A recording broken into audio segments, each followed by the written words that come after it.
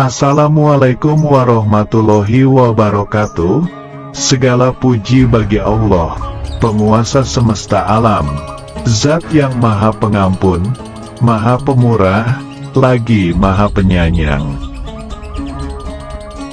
Menyebut nama Syekh Abdul Hamid atau sering kita sebut Datu Abulung, pasti di benak kita terkenang akan seorang ulama yang pernah menggemparkan Kalimantan dengan paham wahdatul wujudnya. Sepak terjang beliau memang tak banyak yang mengetahui, karena beliau tidak ada meninggalkan kitab karangan seperti ulama-ulama lainnya. Keilmuan beliau cuma dapat kita ketahui secara lisan dari mulut ke mulut, atau dari pewaris para murid beliau. Banyak pendapat yang berbeda tentang kisah beliau, ada yang menyatakan bahwa ilmu beliau salah atau manyalah dalam bahasa Banjar. Tapi sebagian masyarakat Banjar bahkan hampir seluruhnya menyatakan bahwa Datu Abulung ini adalah seorang wali Allah, terlepas dari segala kontroversi yang ada. Riwayat beliau sangat dicari oleh sebagian masyarakat Banjar. Dalam sejarah pemikiran keagamaan di Kalimantan pada abad ke-18, setidaknya ada 3 tokoh ternama di kerajaan Banjar selain Datu Suban dan para muridnya yang sakti mandraguna. Pada masa itu para ulama Banjar memang sangat terkenal dengan segala karamah dan kesaktiannya. Di antara 3 orang tokoh ternama dan terkenal tersebut adalah Syekh Muhammad Arsyad Al-Banjari atau Datu Kalampayan, Syekh Muhammad Nafis Al-Banjari atau Datu Nafis, dan Syekh Abdul Hamid Abulung atau Datu Abulung. Dan sosok Datu Abulung inilah yang penuh misteri hingga saat ini. Pada masa itu pemerintahan kerajaan diperintah oleh Sultan Tahlilullah. Saat itulah Syekh Muhammad Arsyad Al-Banjari dan Syekh Abdul Hamid Muda diberangkatkan oleh kerajaan Banjar untuk menuntut ilmu dengan biaya kerajaan. Dengan harapan nantinya bisa membawa sinar terang bagi kerajaan Banjar.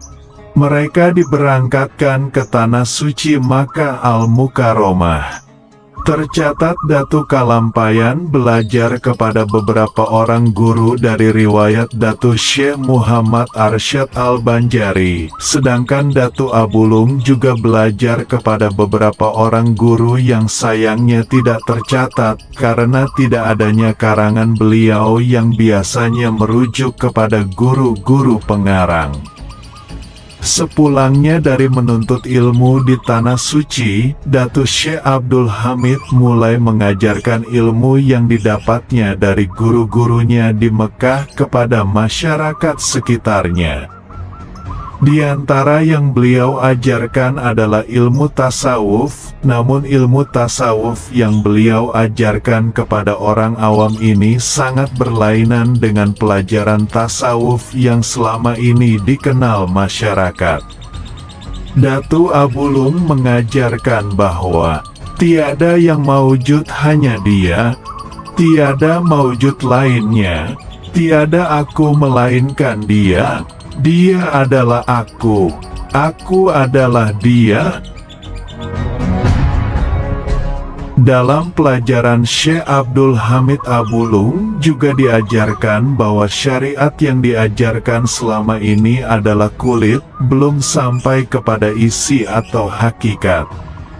Sedangkan pelajaran yang selama ini diyakini masyarakat umum yaitu, tiada yang berhak dan patut disembah selain Allah. Allah adalah Khalik dan selainnya adalah makhluk, tiada sekutu baginya. Ajaran Datu Abulung ini kurang lebih seperti ajaran Abu Yazid al-Bustami, Hussein bin Mansur al-Hallaj, yang kemudian memasuki Indonesia melalui Syekh Hamzah Fansuri, Syekh Syamsuddin di Sumatera, dan Syekh Siti Jenar di Pulau Jawa.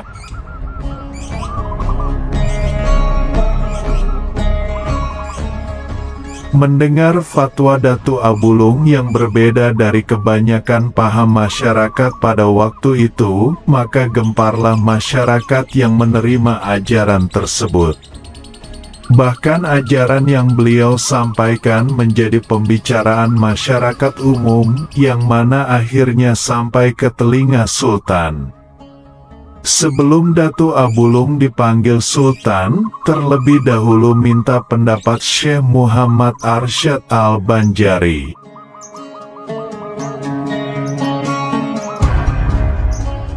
Dalam satu riwayat mengatakan tanpa diketahui Syekh Muhammad Arsyad tentang ajaran Datu Abulung tersebut. Setelah menelaah beberapa kitab, kemudian diambil kesimpulan bahwa ajaran yang dibawa Datu Abulung yang diajarkan kepada orang awam tersebut bisa menyesatkan masyarakat dan bisa merusak kehidupan beragama. Adalah kewajiban ulama dan umara melindungi keagamaan rakyatnya dari unsur-unsur yang membahayakan.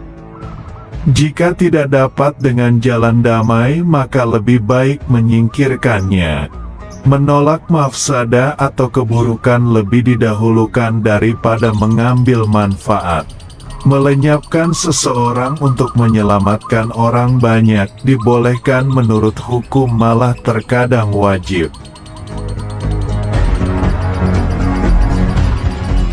Berdasarkan keputusan tersebut, maka dipanggillah Datu Abulung. Salah seorang prajurit kerajaan disuruh untuk mendatangi Datu Abulung.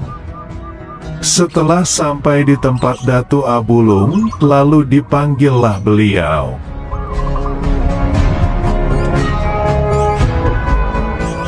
Satu riwayat menceritakan pemanggilan tersebut. Prajurit itu berkata, "Hai Syekh Abdul Hamid, Anda dipanggil Baginda Sultan."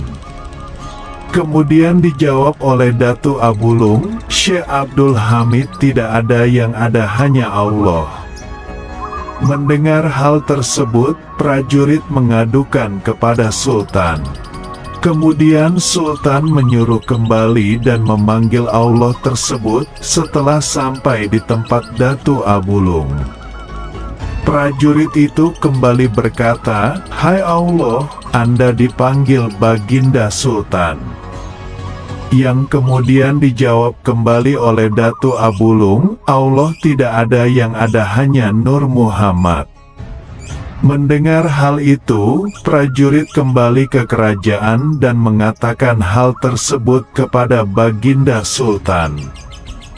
Kemudian Sultan berkata, "Panggil ketiganya, Syekh Abdul Hamid, Allah, dan Nur Muhammad." Setelah prajurit tersebut memanggil seperti dipesankan Sultan, barulah Datu Abulung berkunjung ke istana. Di tengah perjalanan menuju istana, terdapat perangkap yang apabila terpijak maka melesatlah sebilah tombak tajam yang akan menghujam ke tubuh orang yang menginjaknya.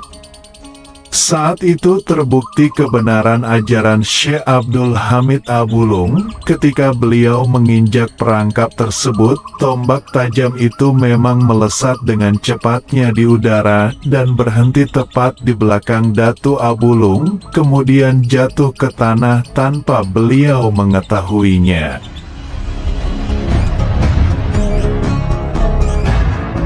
Setelah sampai di istana, terjadilah tanya jawab.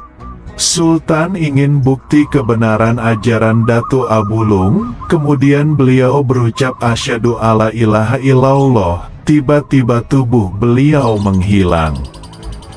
Kemudian terdengar lagi suara wa asyhadu anna Muhammadar Rasulullah, timbullah kembali badan beliau. Semua orang kagum melihat hal tersebut, tapi dengan menimbang untuk keselamatan orang awam yang lebih banyak, maka dihukumlah Syekh Abdul Hamid Abulung dengan dimasukkan ke dalam kerangkeng yang ukurannya hanya muat tubuh beliau, dan hanya cukup untuk berdiri. Dengan kurungan seperti itu akhirnya beliau ditenggelamkan di sungai Lok Buntar, maka akhirnya tenggelamlah sampai ke dasar sungai. Tanpa diketahui oleh semua orang, suatu keanehan terjadi apabila tiba waktu sholat fardu. Maka kerangkeng tersebut akan timbul dari permukaan sungai, dan beliau kemudian keluar dari kerangkeng tersebut dan melakukan sholat.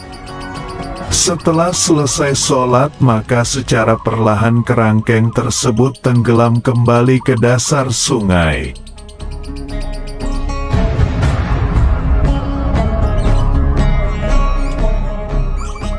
Pada suatu malam menjelang subuh, 10 orang pencari ikan yang sampai pada sekitar tenggelamnya Syekh Abdul Hamid.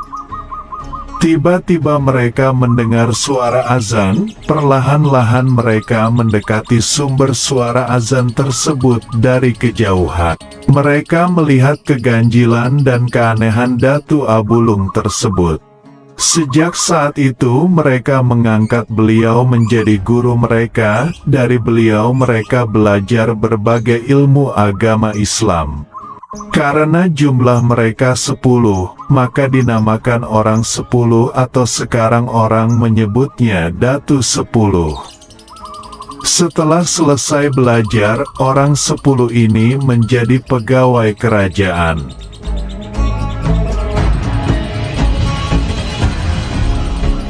Setelah direndam dalam air, Datu Abulung tidak juga mati dan akhirnya diketahui kerajaan. Maka akhirnya Datu Abulung kembali dibawa ke kerajaan. Di hadapan Sultan akhirnya Datu Abulung mengatakan bahwa beliau tidak bisa dibinasakan dengan alat apapun, kecuali dengan senjata yang ada di dinding rumah beliau, dan menancapkannya di dalam daerah lingkaran yang beliau tunjukkan di belikat beliau. Setelah sholat 2 rakaat, senjata tersebut ditancapkan di belikat beliau yang sudah ditandai tersebut. Maka memancarlah darah segar dari tempat itu, dan anehnya darah tersebut membentuk kalimat La ilaha illallah Muhammadur Rasulullah. Setelah sekian lama, kubur beliau akhirnya ditemukan oleh masyarakat atas petunjuk dari almarhum Tuan Guru Haji Muhammad Nur Tangkisung, yang juga diyakini adalah seorang kekasih Allah dan merupakan keturunan kelima dari Syekh Abdul Hamid Abulung sendiri. Makbarah beliau letaknya sebelah hilir dari kampung dalam pagar, dan sekarang dipelihara makamnya oleh warga setempat. Selain itu, keanehan makam yang terletak di pinggir sungai itu berapa kali tergerus air sungai dan turun ke bawah. Tetapi setelah itu makam itu naik dengan sendirinya dan tanah di bawahnya juga mengikuti makam tersebut.